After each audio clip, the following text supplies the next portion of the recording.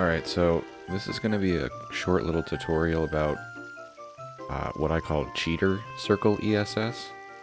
It's something that I think I figured this out on my own. I don't know if there's a video of it, and I think other people have kind of figured it out on their own alongside me. Like, I've talked to other people about it, and they're like, oh yeah, I do that too. But I don't know where any of us came up with this idea. But basically the idea behind... So this is going to be useful for if you're doing like title file, right, in this hallway, because usually you want to do like circle ESS, which obviously I'm so good at it, right? So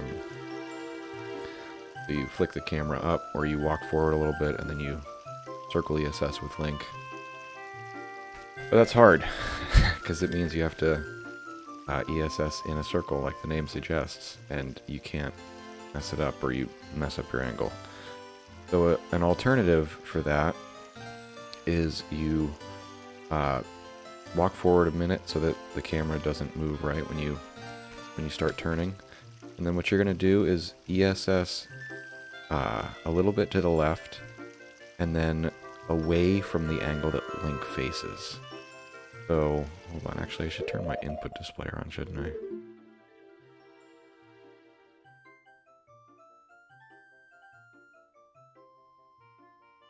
Here we go. Oh, lovely. I hope you guys can see that. Okay, it's cut off on just my screen.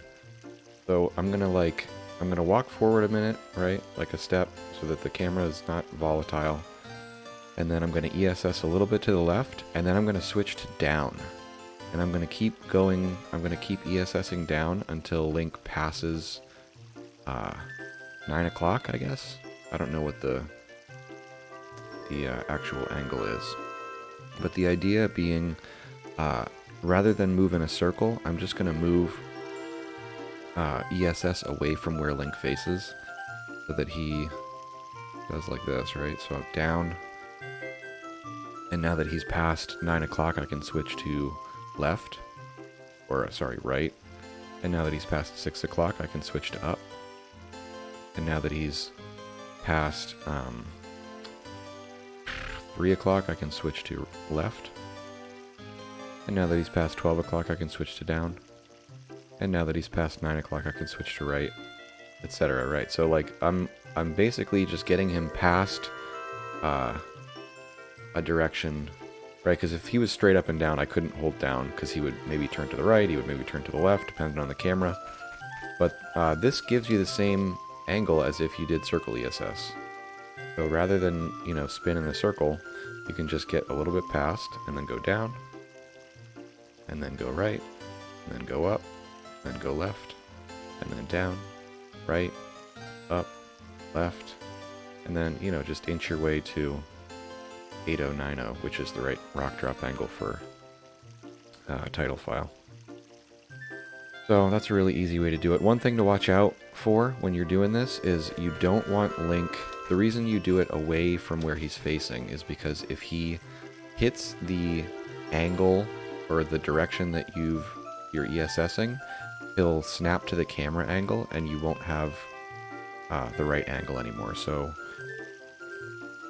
if he goes to right, he's now at 8,000, and if I do the rest of these turns and get the mini-map to look like the correct rock drop angle, right, like that looks right on the mini-map, it's up and down, one left and one right is, well, I mean, it looks kind of right. It would look right to someone that doesn't know, but that's not 8090 anymore, that's 8148.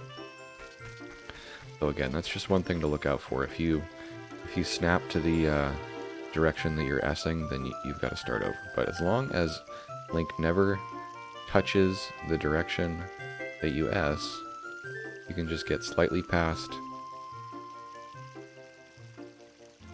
Really easy.